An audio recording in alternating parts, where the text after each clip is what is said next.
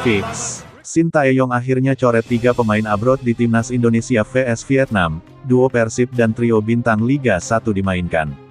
Timnas Indonesia harus puas bermain imbang kontra Vietnam dengan skor 0-0 di leg pertama semifinal Piala AFF 2022 di Stadion Utama Gelora Bung Karno, pada Jumat, 6/1, sore WIB.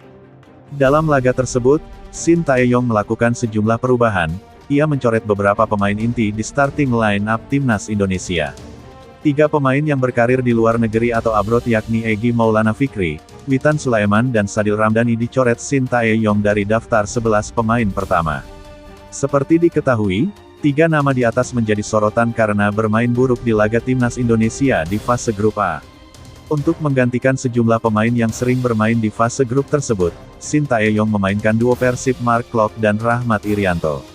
Serta 3 bintang Liga 1 yakni Dendi Sulistiawan, Marcelino Ferdinand serta Yakob Sayuri. Shin Tae-yong sendiri akhirnya memasukkan 3 pemain yakni Ilijah Spasojevic, Sadil Ramdhani, dan Witan Sulaiman.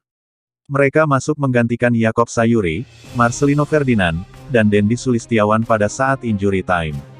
Tercatat 3 pemain tersebut bermain hanya 3 menit karena masuk pada waktu menunjukkan 92 menit berjalan.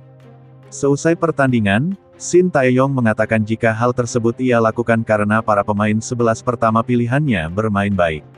Dalam pertandingan banyak sekali hambatan yang terjadi di lapangan. Tapi, para pemain bekerja keras dengan baik sepanjang pertandingan, kata Shin Tae-yong dalam konferensi pers usai laga. Sehingga saya baru melakukan pergantian pemain di akhir pertandingan, tutupnya.